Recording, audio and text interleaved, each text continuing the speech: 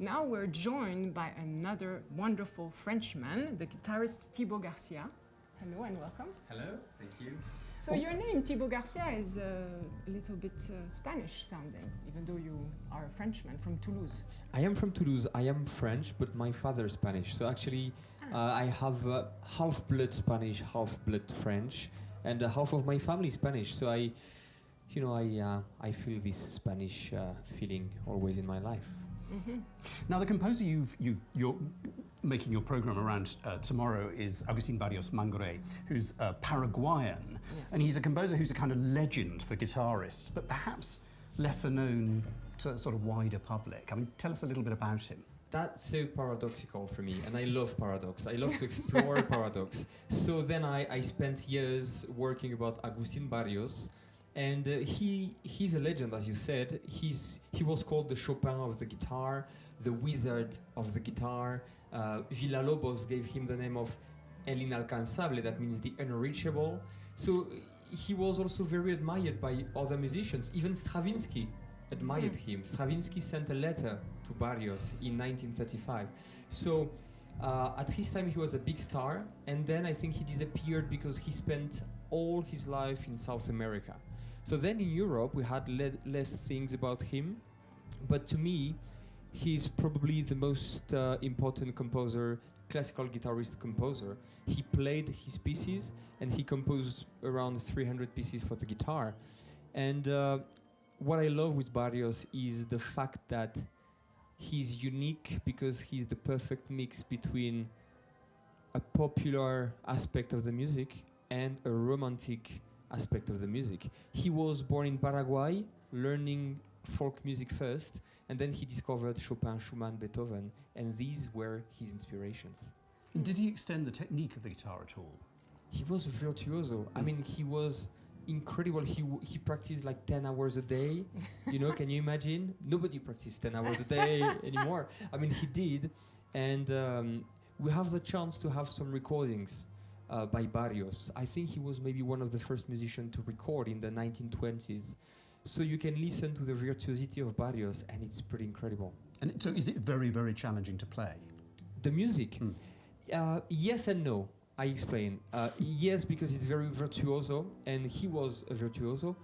And no, because it's very idiomatic. So it's really written for the instrument.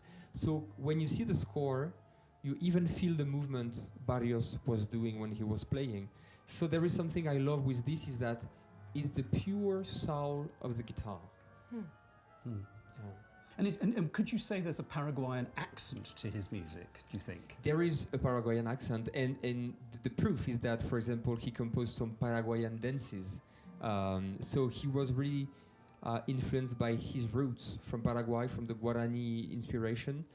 But what is interesting with Barrios is that he traveled a lot in South America, and he loved to take a little bit of every country in his music. And for example, when he was touring, every time in a country, he listened to a popular song and he played it in the concert. Every time in every different countries. So he was someone curious and someone who was really keen to discover every culture he was traveling in. I mean, he sort of captured, as you've just explained, sort of the South American soul. But you as a French, or should we say French-Spanish musician, I mean, what's your sort of way into finding a sort of non-French accent in his music? Well, you know, when you play the guitar, you are exposed to the Latin repertoire always. So you kind of feel it. But then it's true that the South American vibe is different because the rhythms are different. Yes. The melodies are different. The attack. This is very important. For example, when you play the guitar, they don't play the same way in South America than in France because they attack the strings differently. Like in flamenco, it will be even different. In Baroque music, even different. But what is interesting, I think, in our world is that we have a very cosmopolitan community, and I have a lot of friends from South America.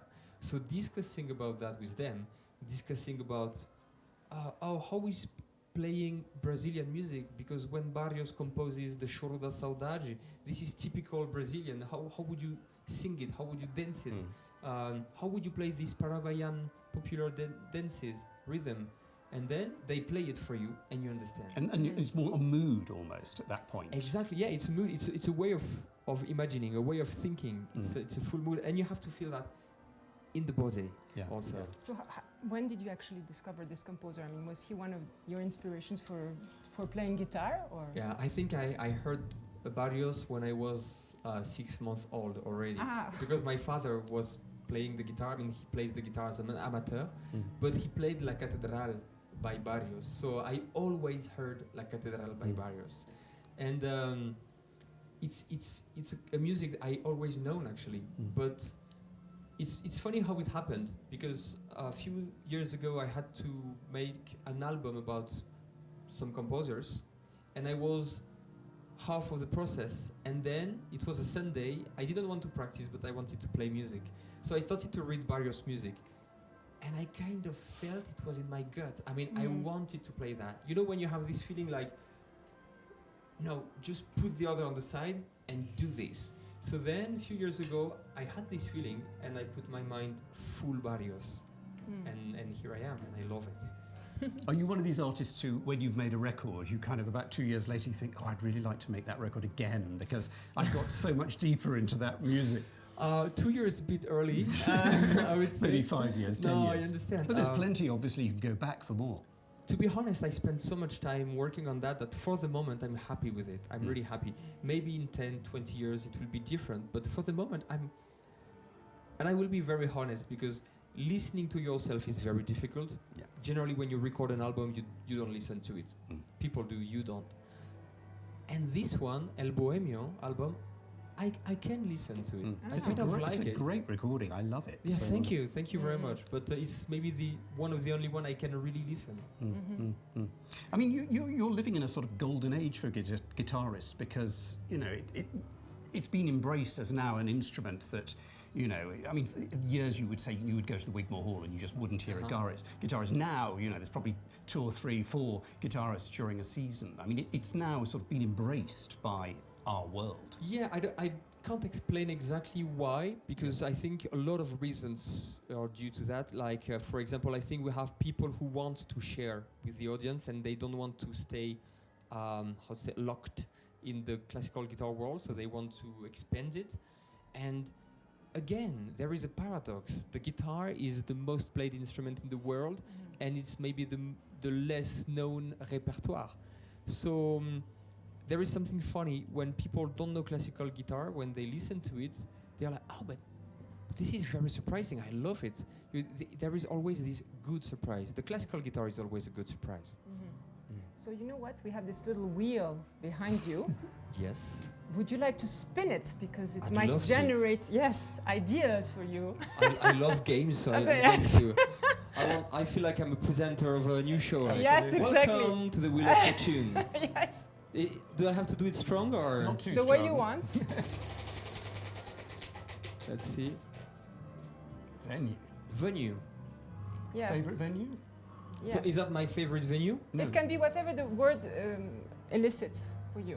Like. Okay. Wow. It's very complicated. We played in a lot of incredible places, and you know, I'm very, of course, as a musician, very touched by the sound. So when I think about a venue, I don't think about the look of a venue, but I think about an acoustic.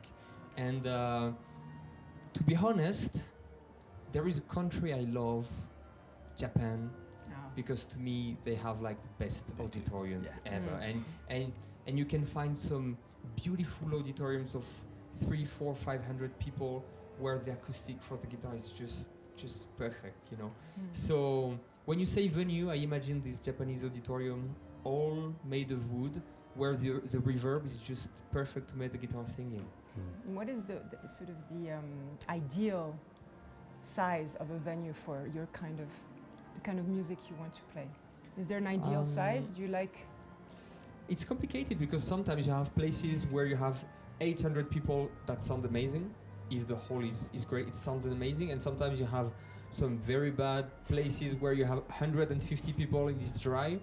But to answer your question properly, like, I would say that playing the guitar in a beautiful wooden salon is very interesting because you can you can see all the little details. And for me, when you play the guitar and you see all the details on the right hand, all the movement on the left hand, it's really fascinating.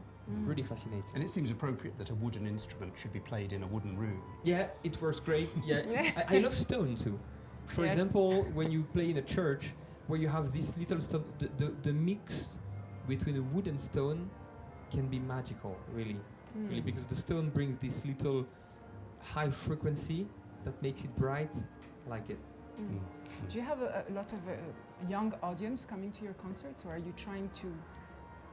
Yes, that's an interesting question. Yes. Because I think when you play the guitar, you also touch a younger audience. Right. I have a really nice memory, very, very interesting memory. I ran a concert series in Toulouse called Toulouse Guitar, and we had a concert on the Saturday, and on Friday I went to see another concert.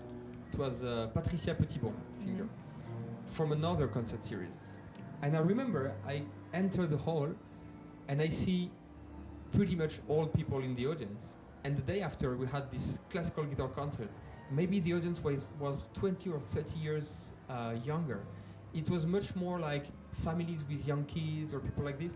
So it's very interesting to see that an instrument and a repertoire can also touch other people. But I don't say we don't play for all the people, huh? We play for everybody. Yes. But there is a kind of honesty and a directness because you're sitting, facing. There Yes. are many musicians actually who sit and face, instrumentalists, should we say, who sit and face the audience when they play. Whereas the guitar, you're there, you're looking at your You audience. know what happened recently?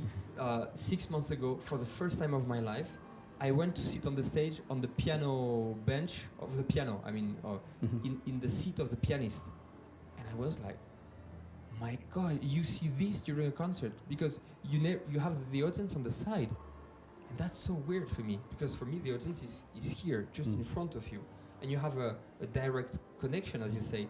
And for me, the pianist was kind of hidden. I kind of prefer the position of the guitar, you know. Yeah. Yes. Yeah. It's And what- interesting. Yeah. Because some pianists love to hide. They Yes. love the fact that they don't Yeah. have to face, so they can hide. If you want to hide, don't choose the guitar. Thank you so much for your Thank you very Thank you much. very much. Thank wonderful you. interview.